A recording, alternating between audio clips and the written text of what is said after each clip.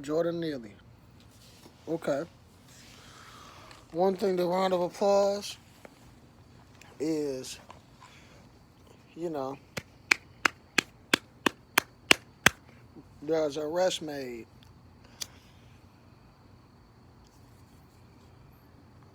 But the big elephant in the room is the fact that ever since he's been charged, he's made quote unquote 1.5 million in donations for legal fees since the arrest was made. Was it the government? Was it the military? Was it actually a bunch of individual people coming together to support his cause? Who knows? Me personally, I believe the government had something to do with that. Maybe the military. Hey, it is what it is. But the reality of it is there's nothing that y'all are going to be able to say or describe of how a man that was unarmed came onto a subway and got choked out while he's trying to tap out. He's clearly saying uncle and tapping out on a dude's neck, and then there's somebody else that's grabbing his hands, keeping him from tapping out, keeping him from being able to move, and just choking him out, just strangling him, literally murdering him right there. Now, this dude is a Marine veteran. And, not to diss anybody that's just sitting behind the computer or is just a chef in the Marines or whatever you want to call it. I don't know how it works. But if he's a Marine veteran and he done went through the proper training like they saying he has, which everybody does, it doesn't matter if you're a chef or not, he should know how to detain somebody or take somebody down without killing, with deadly force and without. Now, yes,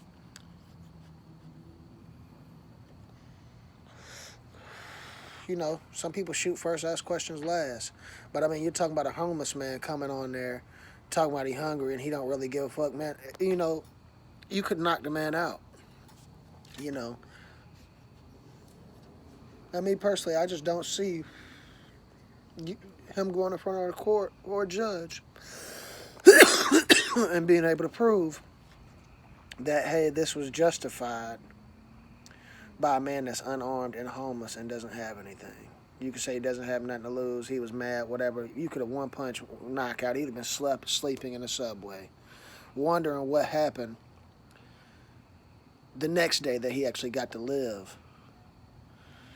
But this looks like another public execution. The stuff that happened in Atlanta, the riots, summer. What happened to George Floyd? Summer. What's going on now as far as a death with Jordan Neely, RIP, this summer. Is this strategic? I don't know. And I see why some people jump on YouTube, and it is disrespectful to the person that is dead to question if it's true or not. But you got to look at this. When the writing's on the wall, it's like, are you going to read it or not? And some of this stuff just looks, crazy. It's hard to believe that somebody will put their knee on your neck and just kill you like that out in public. I can see why somebody would be like, man, I don't believe that. I can see why somebody just choking you on camera like it's nothing and squeezing the life out of you like it's cool and then getting to go home. You know what I mean? I can see why it's crazy and people don't want to believe it. Because believe you me, somebody that shares my reflection, and I'm not even trying to make it about that, but you just don't get in a situation like that where somebody's dead. And what did they take him to homicide? Did they take him anywhere? Did he just choke him out, leave him, and left and went home? Where was the questioning? What happened? Because it seems like he just got arrested and that's that. You know what I mean? He just got to go home. Where does this kind of stuff happen at? Where I'm from, when I look around and somebody you steal a candy bar out the store or something, you slap somebody, but they checking camera footage and coming to your crib that next night. You know what I mean? Come on now.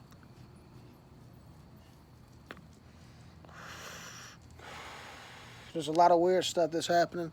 People pull the wool over our eyes and then boom. The shock attack comes. But RP Jordan Neely.